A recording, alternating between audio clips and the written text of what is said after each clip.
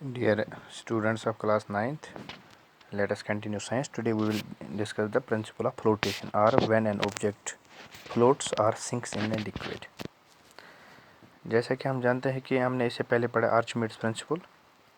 उसके बाद आज हम पढ़ेंगे कौन सा ऑब्जेक्ट फ्लोट करेगा लिक्विड में, कौन सा ऑब्जेक्ट सिंक करेगा। तो हम जानते हैं जब हम कोई भी ऑब्जेक्ट वाटर में डालते हैं तो जो ये वेट होता है ऑब्जेक्ट का वो डाउनवर्ड होता है, जो उस ऑब्जेक्ट को पुल करता है डाउन टुवर्ड्स द बॉटम और which tends to sink the object. Water का अपना एक फोर्स होता है अपवर्ड फोर्स, जिसको बायॉन्ड फोर्स हमने कहा है, that tends to push the object up. Now whether the object will sink और float it will depend upon the magnitude of these two forces. अगर बायॉन्ड फोर्स जो लिक्विड का होता है कम होगा, लेस होगा then the weight of the object, object का weight ज़्यादा होगा, बायॉन्ड फोर्स कम होगा, then the object will sink in the liquid. If the buoyant force exerted by the liquid is equal to the weight of object, अगर buoyant force और object का weight बराबर होगा then the object will float। और अगर buoyant force ज़्यादा होगा exerted by the liquid, जो buoyant force है, if it is more than the weight of liquid then it will rise and then float। object rise होगा फिर float होगा। तो इस डिस्कशन से हमें ये मालूम पड़ा है कि अगर एक ऑब्जेक्ट देखेंगे हम, ये लिक्विड में तब फ्लोट होगा जब बायॉन्ड फोर्स या इसके वेट के बराबर होगा या इसके वेट से ज़्यादा होगा। तो अगर हम प्रिंसिपल ऑफ फ्लोटेशन देखेंगे कि कब एक ऑब्जेक्ट फ्लोट करेगा, कब एक ऑब्जेक्ट सिंक करेगा, तो यहाँ से हम ये भी कह सकते हैं बायॉन्ड फोर्स पे डिपेंड है। बायॉन्ड फोर्स ज़्यादा होगा या बराबर होगा वेट ऑफ द ऑब्जेक्ट को, object will float, but if it is less than it will sink. तो आर्चिमेड्स प्रिंसिपल में हमने देखा बायॉन्ड फोर्स जो होता है वो होता है equal to the water displaced by the object. जितना वाटर ऑब्जेक्ट ने डिस्प्लेस किया होगा उतना ही बायॉन्ड फोर्स होगा। तो यहाँ पे भी हम ये कह सकते हैं एक ऑब्जेक्ट तब फ्लोट करेगा लिक्विड में जब अपने वेट के बराबर ये लिक्विड डिस्प्लेस करेगा। So weight of object is equal to weight of liquid displaced and then it will float. तो अगर हम देखेंगे एक बोट की बात करेंगे, बोट कैसे फ्लोट करती है वाटर में, क्योंकि जब हम बोट को एफ्लोट देखते हैं बाय एन अपवर्ड फोर्स, ये भी फ्लोट करती है बाय एन अपवर्ड फोर्स या बायॉन्ड फोर्स ऑफ वाटर। तो जब हम बोट को वाटर में डालते हैं तो इसका जो अपना अपवर्ड फोर्स जो बायॉन्ड फोर्स होता है वाटर का, it is caused by the pressure of water and it pushes the boat upwards, as a result it floats.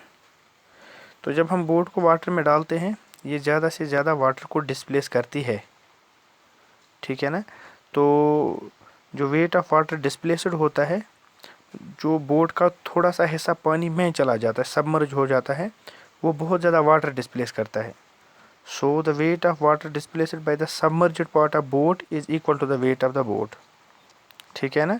तो इसलिए बोट सिंक नहीं होती है, बोट फ्लोट होती है। अगर हम डेंसिटी पे देखेंगे कि कौन सा ऑब्जेक्ट फ्लोट करेगा, कौन सा ऑब्जेक्ट सिंक करेगा, तो एक ऑब्जेक्ट तब फ्लोट करेगा लिक्विड में अगर इसकी डेंसिटी लिक्विड की डेंसिटी से कम है। जैसे हम वुड डालते हैं वाटर में, कॉक डालते हैं, आइस डालते हैं, तो वो सभी फ्लोट करते हैं क्योंकि उनकी डेंसिटी जो होती है वो लेस होती है। तो अगर हम देखेंगे अगर एक ऑब्जेक्ट तब भी फ्लोट करेगा जब इसकी डेंसिटी होगी equal to the density of liquid, लेकिन इस कंडीशन में ऑब्जेक्ट पूरा वाटर में रहेगा सबमर्ज्ड, लेकिन सिंक नहीं होगा जब इक्वल डेंसिटीज़ होंगी। और एक ऑब्जेक्ट तब सिंक करेगा जब इसकी जो डेंसिटी होगी वो बहुत ज़्यादा होगी या ज़्यादा होगी as compare to liquid. For example अगर हम आयरन नेल की बात करेंगे, इसकी डेंसिटी वाटर से ज़्यादा होती है, तो जब भी हम आयरन नेल को वाटर में डालेंगे ये सिंक करेगा टू द बॉटम। सो अब अगर एक और बात हम कहेंगे, इस तरह से बहुत सारी एग्जांपल्स हैं। तो अगर हम एक और एग्जांपल लेंगे, इंपॉर्टेंट एग्जांपल, जो शिप होती है वो आयरन की बनी होती है, स्टील की बनी होती है, वो फ्लोट क्यों करती है, वो सिंक क्यों नहीं होती है। तो जब हम शिप बनाते हैं ना, ठीक है ना, तो वो शिप नहीं, जो शिप होती है वो सिंक नहीं होती है। अगर हम आयरन देखेंगे या स्टील देखेंगे वो सिंक होते हैं, उन्हीं चीज़ों से बनी होती है बोट, लेकिन वो फ्लोट करती है क्योंकि जो शिप होती है it is hollow object made up of iron and steel which contains a lot of air in it. जो आयरन और स्टील जब शिप बनाता है उसके बीच में बहुत सारा आयर फंसा होता है, ये हॉलो बन जाता है, जिससे इसकी डेंसिटी जो होती है वो कम होती है, ठीक है ना। तो अगर हम देखेंगे average density of ship is less then the density of water, so it floats. The ship is made up of iron and still but it floats in water because it's average density is less then the density of water. और वो average density कैसे less होती है? Because it is hollow from inside, अंदर से hollow होती है। तो अगर हम दूसरी बात भी देखेंगे, जो हैवी शिप होती है वो बहुत ज़्यादा वाटर डिस्प्लेस भी करती है, तो उसका शिप का कुछ पार्ट वाटर में चला जाता है, सबमर्ज हो जाता है, बहुत सारे वाटर को डिस्प्लेस करता है। तो जो हैवी शिप होती है वो ज़्यादा डिस्प्लेस वाटर करती है, लिहाजा ज़्यादा वाटर का अपवर्ड फोर्स होता है जिसे बयान फोर्स को कहते हैं।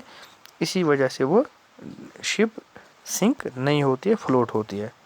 Thank you very much.